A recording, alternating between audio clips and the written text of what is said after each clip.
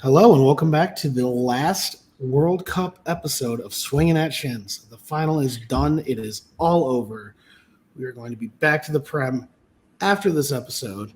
But this episode, we still have to cover what was probably the greatest World Cup final, at least I can remember. Dude, it was the I've best. been thinking about it for a while. Maybe Italy, France. The Zinedine Zidane match. I was going to say, just because of the headbutt. Just the But turmoil. I think we have to give it to this one. And we're going to get into the reasons why. But before we do that, I'm Rhett Conaway. He's Aaron Slater. Aaron, how you doing? Pretty ecstatic considering I, from the get-go, got this nailed. Called Argentina from preseason and rode that pony all the way home. Yeah, you had the final. You had the winners. You had everything. Yep. You definitely won the predictions. Yep. At least between the two of us. I'm sure someone out there is a more perfect bracket, but between the two of us, you definitely won. Well, yeah. We couldn't exactly guess, Croatia was going to beat Brazil.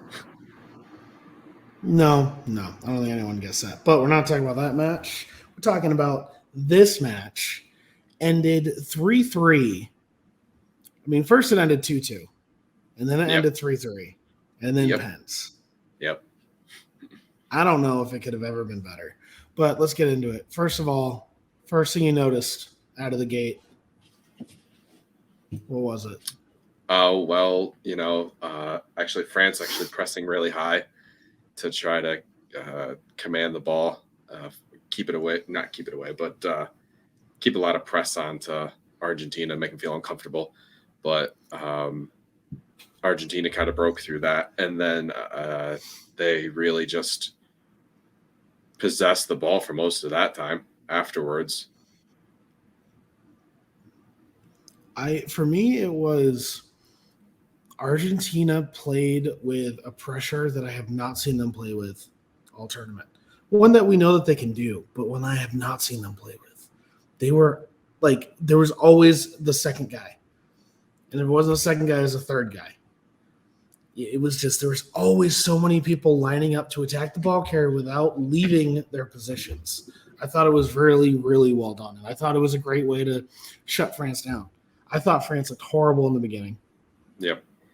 By French standards. With the caliber of players they have, absolutely. I mean, I was saying that at least from an attacking point of view, yeah. Well, but you were saying that with Argentina. But in the last match they won against Croatia, there were always 2-3 players on the ball swarming. So if they could have the ability to close out quickly on the ball against France, that their defense is, probably going to command that area well. And that's what they did, like you'd said. Yeah. All right. So going into it, first goal for Argentina was a pen, if I remember correctly. It was a pen. Dembele fouled. Yes.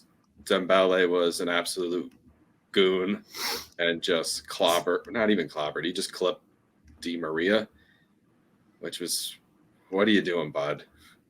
I understand you're the last guy back, but what are you doing, bud?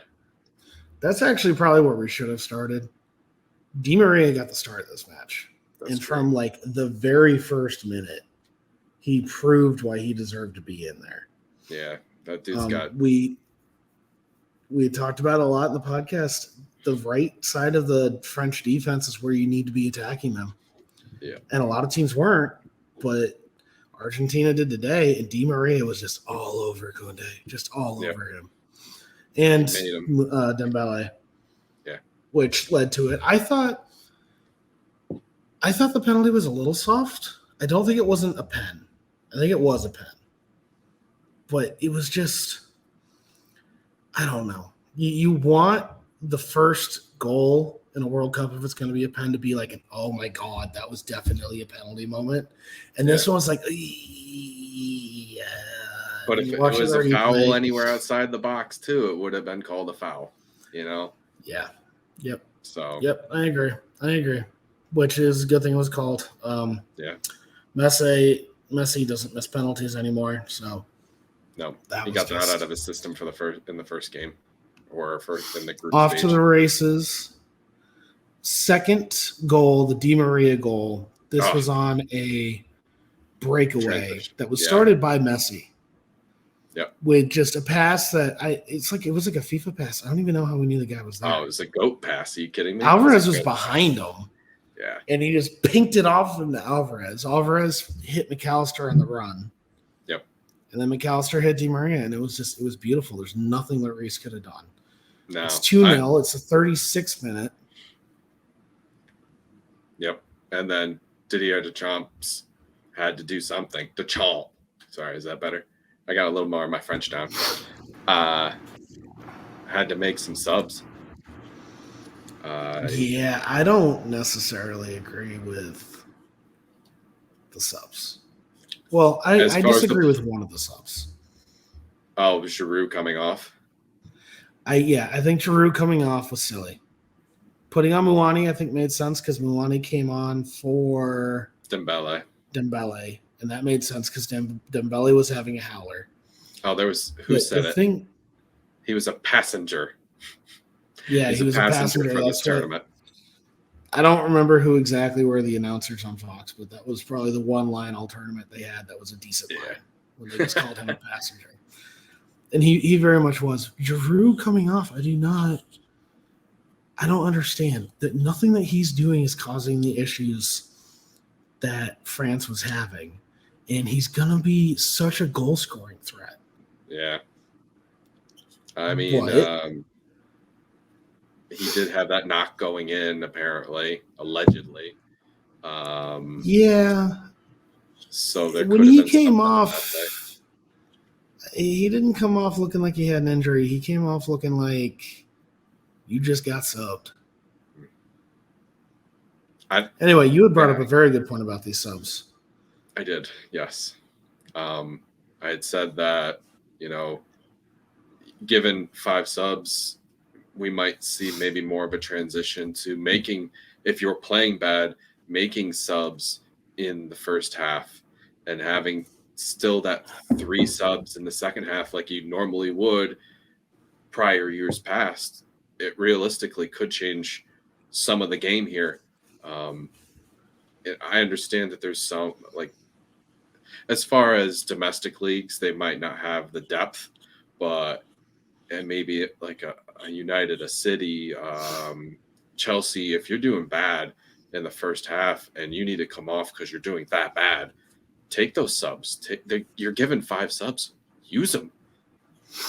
Well, not only the 5 subs, but I thought the most poignant of the points that you made was we are really not that far removed from only having 3 subs. And if you use 2 of your subs in the first half, you still have 3 subs in the second half, like you've only had for the entirety of what you've been doing. Yeah. It just when you think about it that way, it's kind of like, you know what? Maybe I could. But the subs still have to be for the right guys. Now, right. Getting into it, I think you can argue that maybe they were. I wasn't too impressed with Thuram. I think that Thuram had to.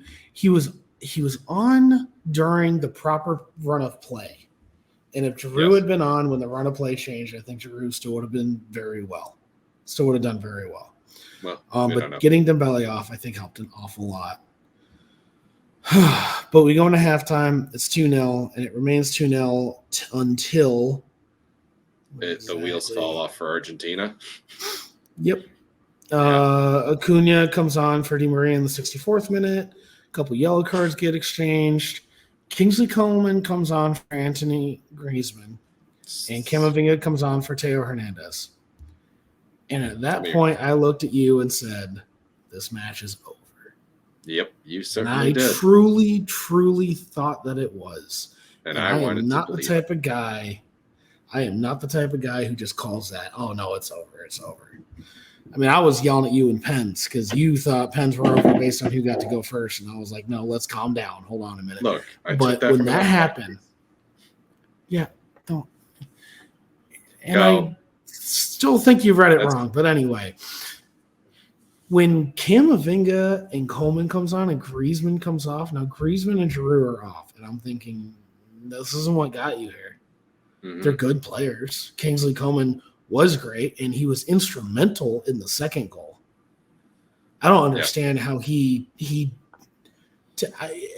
hesitate to say he even tackled Messi for that second goal. He just took the ball off him. Messi had the ball, and then he didn't. And I don't know what happened there. But anyway, those two things happen. And then in the run of 97 seconds, Kylian Mbappe has two. One on a penalty and one off of just a beautiful run of play.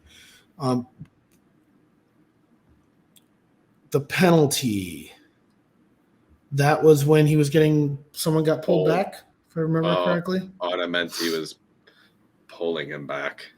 No, you can't. No, he pulled him back. Pulling him back. Was it soft? Yes, but he pulled him back. It was softer than the foul against Di Maria. That's how soft it was. Yeah, you got some rose-colored glasses on. You got some rose-colored glasses on if you think it was that much softer. It was soft. If it was any softer, I could have fallen asleep on it. It was not softer than the first pen. You can't pull him back like that. You can't. And the problem is, it's like anything else.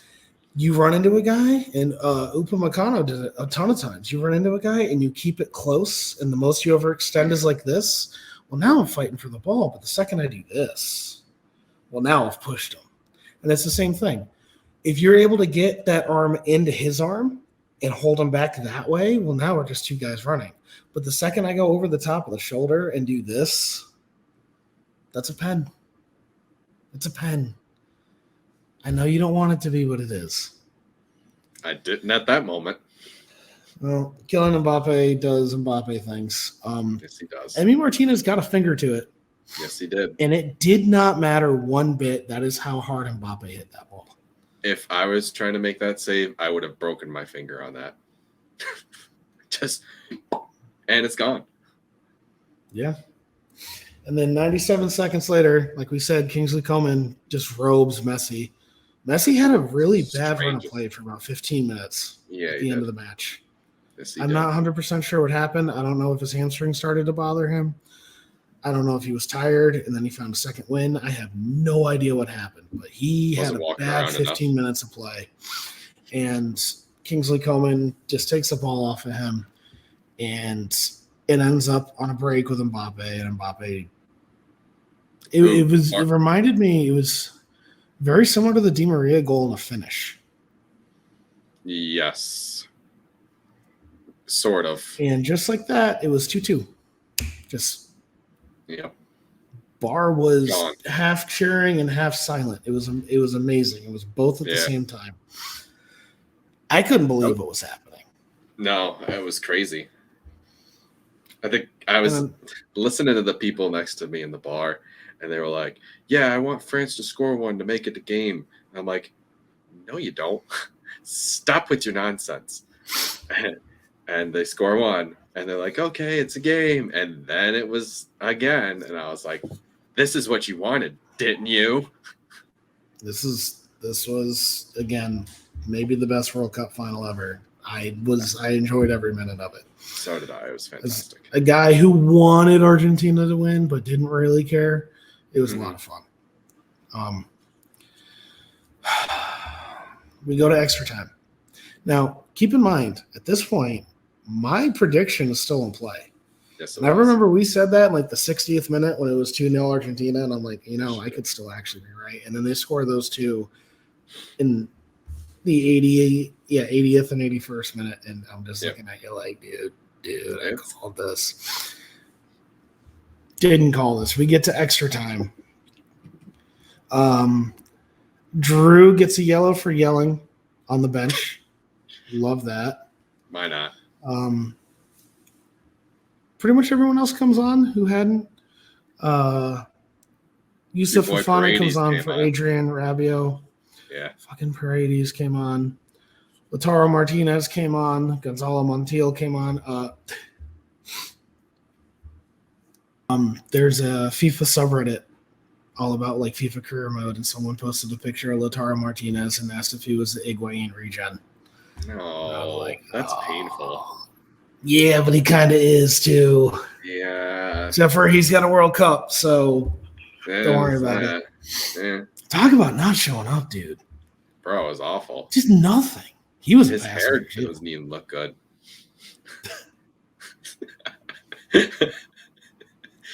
Wow. Nah, I mean, he was brutal.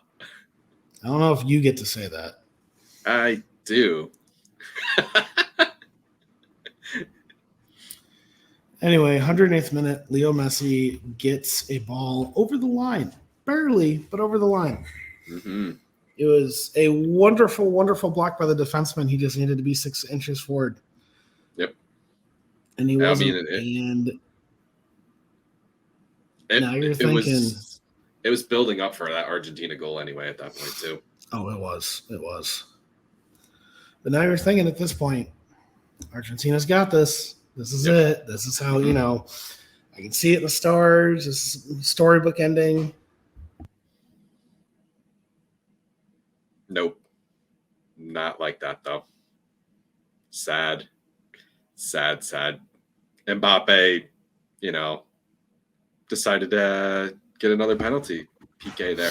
Well, and it was. You can't hold your arm up like that.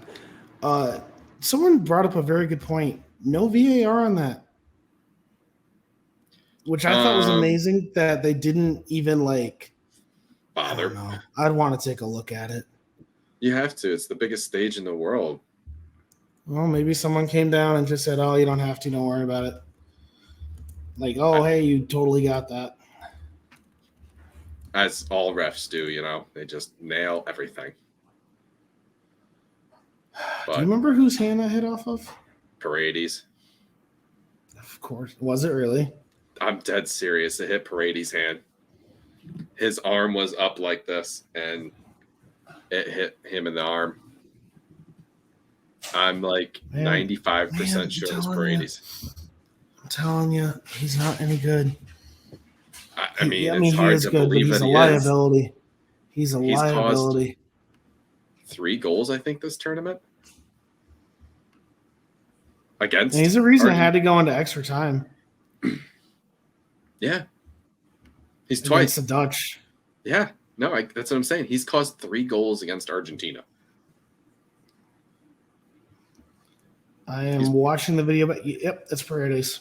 Yeah. I thought I said that. Keep your hands down, dude. He's a clown. He is. You know what he is? He's kind of a goon.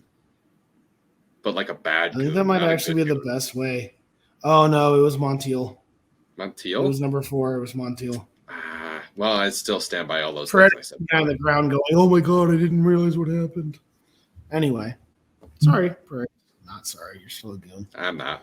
Mbappe makes it 3-3. And then we're on to pens. Yes, he did. Hat trick. Hat trick, yeah. Final. You scored twice in 97 seconds. Mm-hmm. And you still lose. Yep. Yeah, I mean, it was Mbappe versus the entire Argentinian team, practically. I mean, the guy did all that he could, and he still couldn't come away with a win. I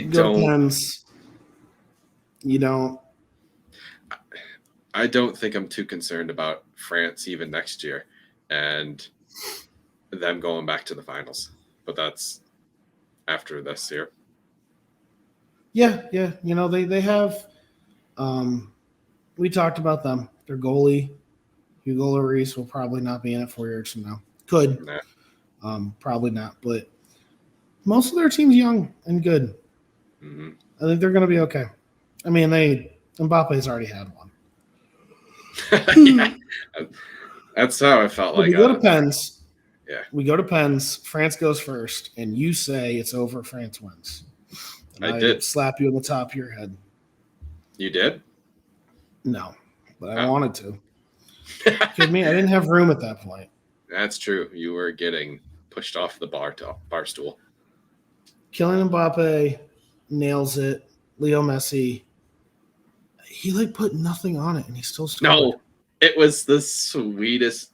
I think I'd take that over. What is it? A Panteca? Is that the Panenka. ding? Panteca? Yeah. Panenka. I'd take that pass. Like that nice little boop. Kingsley Coman comes up. Martinez saves it. Yes, he does. Bala comes up, goal. Yep. Chouameni comes up, a bunch of shithousery by Martinez. Just a ton. Takes the ball for a walk, waves to the crowd, throws it away, whole 9 yards. Chouameni puts it wide, and at that point, it was really over. 9 games. Leandro Paredes gets a goal. Muani does score. Keep France in it, but then Montiel comes in and scores 4-2, sorry. Argentina wins. Crowd goes wild. Martinez uses the Golden Glove as a male appendage. They put Messi in the weirdest shawl thing. Ugh, okay. That they had to help him into. It was very weird.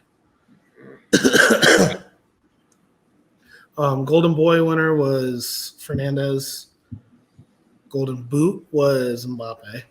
Yep, that makes sense. Leo Messi got the golden ball. Mbappe got the silver ball, and Luka Modric got the bronze ball.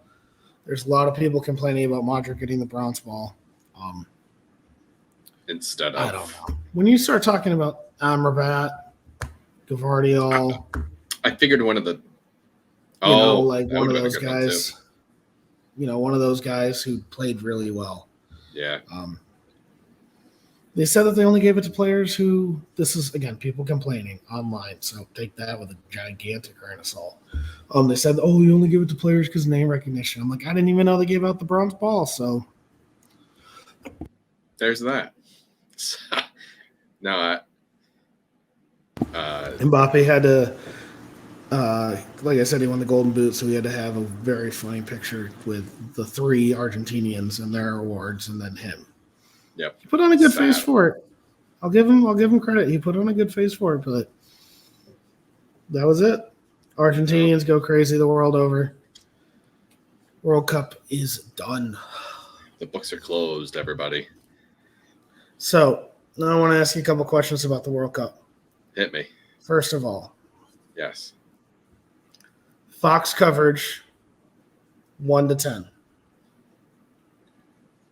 2, room for improvement. I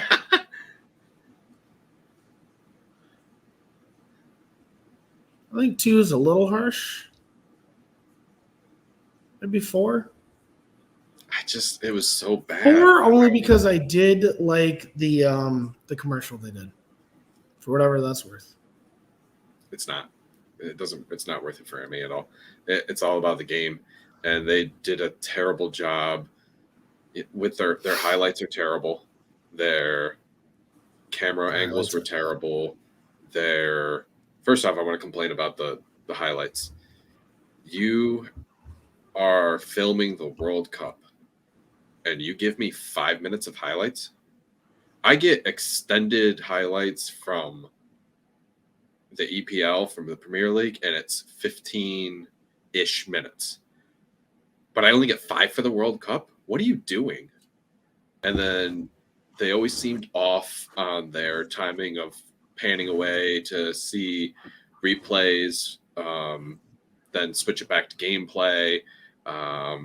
Their commentators were all right. I'm not really going to complain about that too much. It's just a lot of the camera was just awful. Like all the things that should be in the World Cup, visually were bad. No, I agree. So sorry, I was looking it up. Fox has always had an issue, and I want to make sure I have my facts right before I said this, but I do. So here we go. Fox has always had an issue with not keeping it on the field. Mm-hmm. And I remember in the 2013 World Series, Game 4 ended. Might have been Game 5. It's one of the games that the Red Sox won in St. Louis. Ended when Koji Uehara picked off Colton Wong at first. Mm. and nobody saw it live because we were looking at a picture of a worried-looking woman with like a shark hat on. Yeah. And then suddenly the game was over, and we're like, "What the hell just happened?" Like, you can't screw that up, and they never learn from it. They're always panning away at the wrong moment. There's an Argentinian in the stadium who has a look on his face. Yeah, there's someone 3 feet away from me with that same look. I don't need that. They're just bad. I don't get it. All right. Favorite match that wasn't the World Cup final, because it's obviously the World Cup final. Why do you got to do that?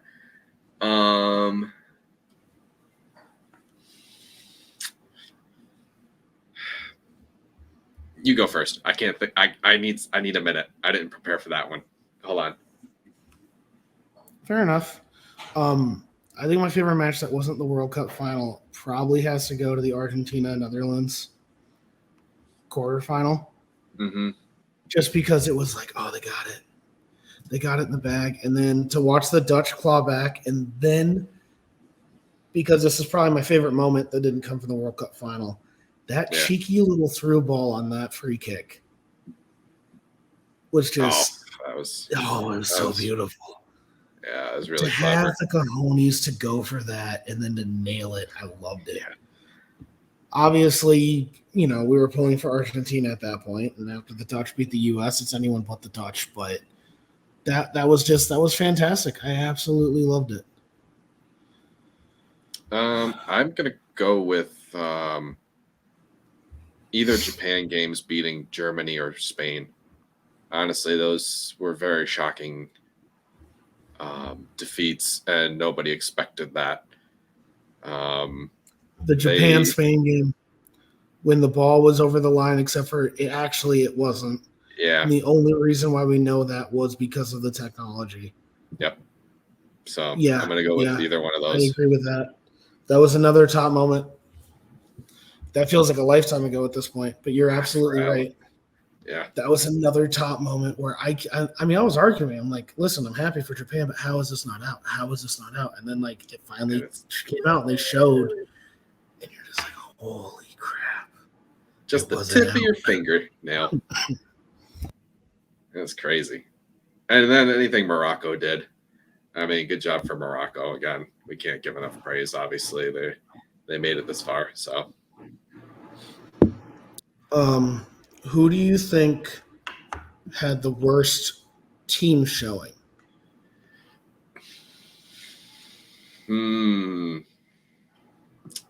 Worst, huh? God, it's got to be the easy one, right? Like Germany. See, and this is why I'm curious, because you say the easy one. For me, this is not easy. Okay. Germany's definitely in there. Absolutely, Germany's in there. Oh, you know who I skipped? But Belgium, tell me who yours is. I think it's even worse than that. Denmark. Denmark got 1 point, and they were supposed to be the dark horses. Denmark did get 1 point. See, this is where we got to go back. Denmark got 1 point. To remind everyone of the Denmark group, it was France, Australia, Tunisia, and Denmark. Australia, who was going to be everyone's holy crap, how'd they get here moment, except for the fact, Morocco did what Morocco did. Mm-hmm.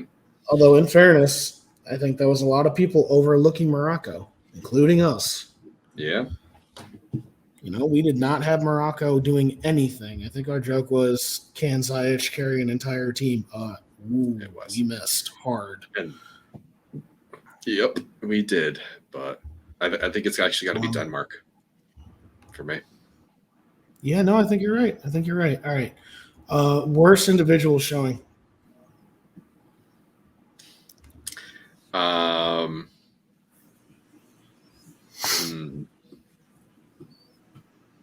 I mean, I don't want to, because he just won a World Cup. Lautaro. He was pretty bad, man. He was pretty bad. I mean, the fact that he was carried. Let me think. Mueller had a terrible tournament. For me, I think it had to be Mueller just because he played more minutes. I think the worst I saw anyone play this entire World Cup was Lukaku. Oh but he God. was injured. He played. He came in late. I Yep. don't really want to stamp him with that. I do think Mueller, which also is going to lead into, and I am going to jump on this, worst manager. And for me, it's Hansi Flick. No matter how bad Mueller played up top, he still put him up there while Fulkrug just sat on the bench.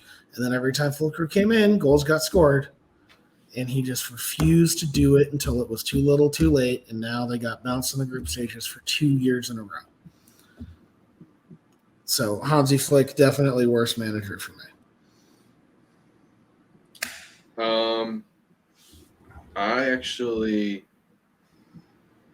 I'm okay with that, but I am actually gonna go with Southgate. Yeah, Southgate, because he has that much abundance of talent, and you get bounced. I know I'm calling this the Euros. They got bounced in the Euros, and then you get bounced in the quarterfinals, and you were the more dominant team against France in that particular game. They really should have come out of that game I mean, winning. so I think it's Southgate. you I say really you think say they you should got bounced in the quarterfinals. Spain didn't make the quarters. Switzerland didn't make the quarters. Denmark didn't make the quarters. Netherlands got bounced in the quarters. Brazil got bounced in the quarters. They lost to a team that just lost the World Cup on penalties. have. I just think the way that England is built, they could have done better. And in his substitutions and in his team pickings, I think he could have done better. So if we're going to look at this from a substitution standpoint, I agree with you. I did not like his subs. First of all, his subs come way too late. Yep. And I don't like that. And we had this argument before about Madison, and I agree. My problem with the English team has nothing to do with Southgate. Does he have an abundance of talent? Yes. In fact, he almost has so much talent that the starting 11 doesn't matter to a point. But the issue is their talent is concentrated so much in the midfield and the attack. And apart from Kyle Walker, none of their defenders. I mean, I can think of like 20 guys I take before I take one of their left back or their center backs. You know what I mean? Yeah. And that's an issue. So now you're covering for them all the time, and I think he's doing a decent job of trying to do that. I think Declan Rice is doing a ton of work. But you saw it happen, and again, going back to what I know, you've seen it happen with Arsenal, where we didn't have that great number 6, right? So we were covering all the time with crappy center backs, and we weren't able to actually expressively play. And the second we got a number 6 and a couple good center backs that can hold it down, and then we were able to push everything up. Now, going back to what I said at the beginning of this, your job's to find how your best 11 players in their spot to play on the field. Yeah. So forcing your team to play a way that doesn't fit what your defense can do is being a bad manager. I'm not entirely convinced of that, to be honest, because I don't know how else you would play this English team. But coming back to your point, especially if we're talking about substitutions, Southgate's got to be up there, which is like the worst. I just feel like nothing else because of timing. Yeah, I just don't think he thinks quick enough. I think he breaks down information too slowly. That's why I think he's not a good coach. Well, and when Raheem Sterling came on in that English-France match and didn't have any idea what he was doing. No. Mason Mount's a damn good soccer player. Yes. Marcus Rashford is a damn good soccer player. Yep. Jack Grealish is a damn good soccer player. James Maddison, who we've been bringing up this entire time, damn good soccer player. No one saw the field until after the Olivier Giroud goal made it 2-1, and that was the 79th minute. And then what are you going to do with that? That's reactionary. That's not trying to win the game. That's reacting to the game, and that's not good enough.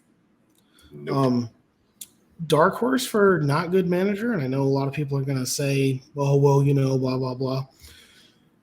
Would have been dark horse if his subs didn't work out, but there was a point in this match when I was like, Didier, what are you doing? Yeah. Now they got back into it, but they didn't use their bench like ever. No. The one time they really used their bench was in the, I believe, Tunisia game that they lost because they played everybody, huge rotation, and then they tried to scramble back for points. Yeah, All I right. don't think Talking enough about the bad. What about the good? the Best good manager. best manager. It's got to be the man who just won the tournament, and I'm drawing a blank on his freaking name. Scaloni. Scaloni. Because I think he made the right moves every time, except for whenever he put on Paredes. I think that was. We're on the ban Paredes parade, but I think he did a fine job. I think he got his players to buy into what he was selling. Well, I'm kind of happy you said that because now we're not going to both pick the same guy. But for me, it's Morocco's Walid Regragui. I don't know exactly how to say his name. The Moroccan manager. God, That's was right. he good. Yeah. And even like And it when wasn't he was just like Morocco had a better team than we thought they did, but he always put the right formation out. except for the last one, but yeah. Even then, I'm not sure, and I did not watch the third place game. I'm sorry. But I even didn't then, I'm not sure that he put the wrong ones out against France. I think France was just that good. His subs Probably a seem to little bit of always both. come at the right time, you Yes. know. And Yep. also, when you look at how injured they were, they Yep. lost Mazraoui, and it was Sassy. well, they lost Sassy too. But the guy who replaced Mazraoui, it was almost like for like. And Alawi. Mazraoui plays for Bayern Munich, Yeah. and he just slotted him into the formation. He had everyone buying into what he was selling, Mm-hmm. and all the way to the. I mean, they're placed fourth in the tournament. Which is awesome. Yeah, So. it has to be him.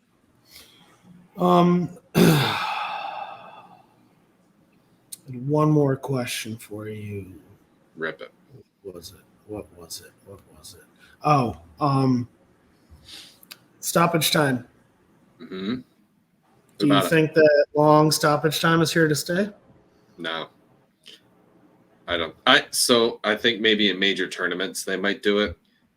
I don't think domestically people are going to pick up on it. No, it's not. It doesn't matter what people pick up on. People didn't pick up on stoppage time when it first started. Okay, well, I guess if you're going to go that deep, then no, I will stick to my stance and say it will not stay unless it's the World Cup because they've shown that they're going to do that.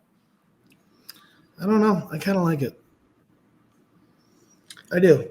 You know, this whole 5 minutes because I decided 5 minutes when you're like, I don't know. I feel like there's been plenty of stoppages and time wasting that's gone on. My problem is players' fitness and condition.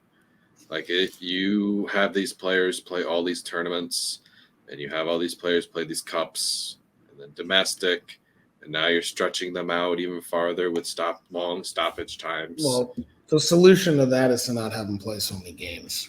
Well, that is, I but don't. they're not I going mean, to. I agree with you. I agree with you with 5 more minutes per match isn't helpful, but you have to do that.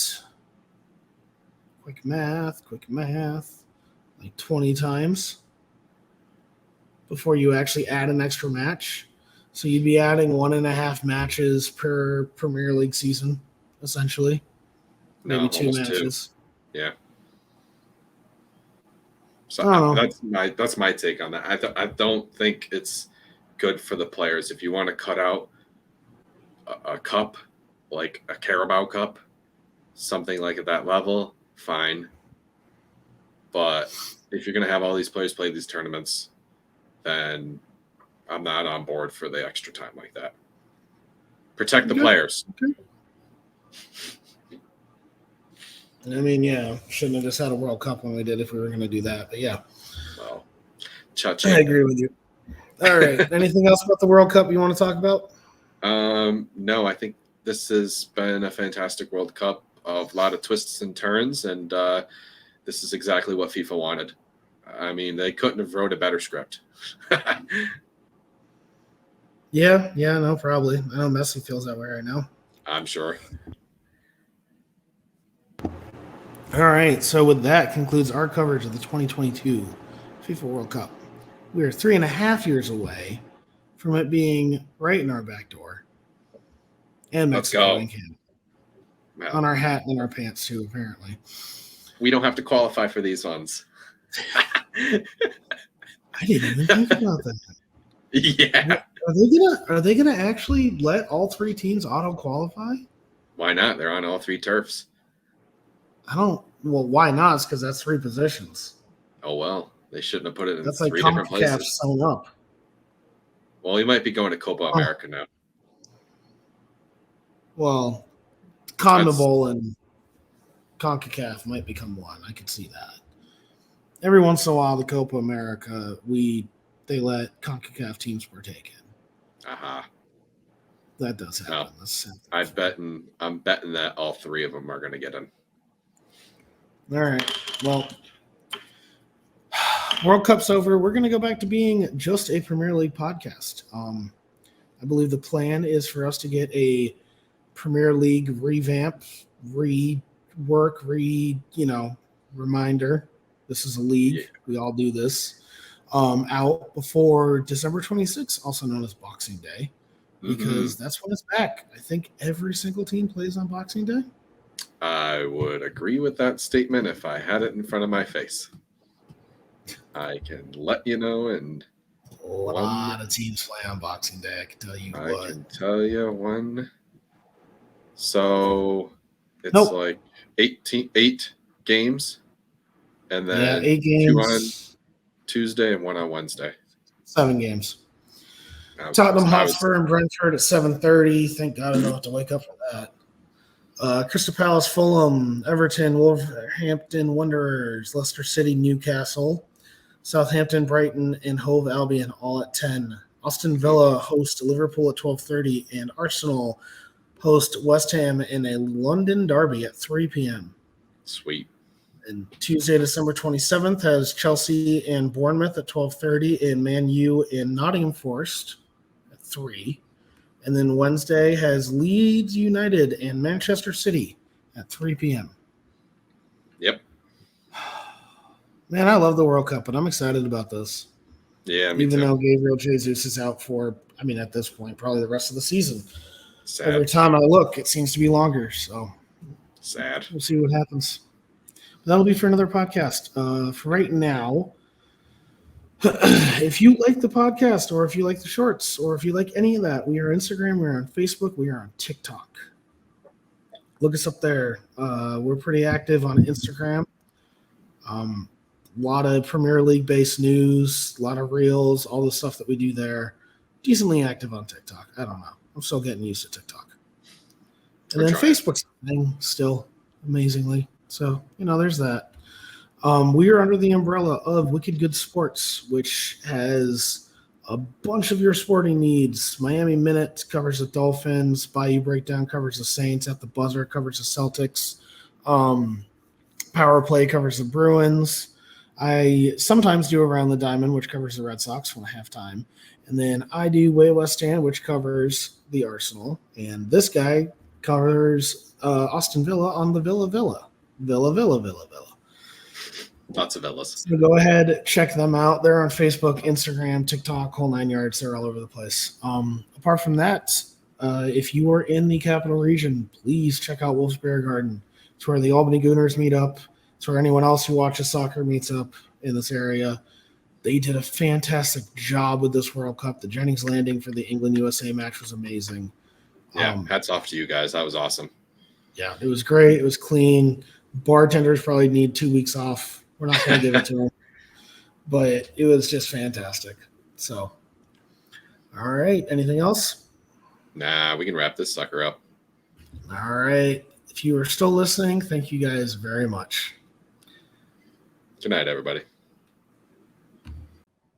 Thank you guys for watching. We really appreciate you guys hanging around here with us. If you enjoyed these clips, go check us out on Wicked Good Sports, where we have all kinds of soccer coverage, as well as our main podcast here, Swinging at Shins. You can find the links in the description below.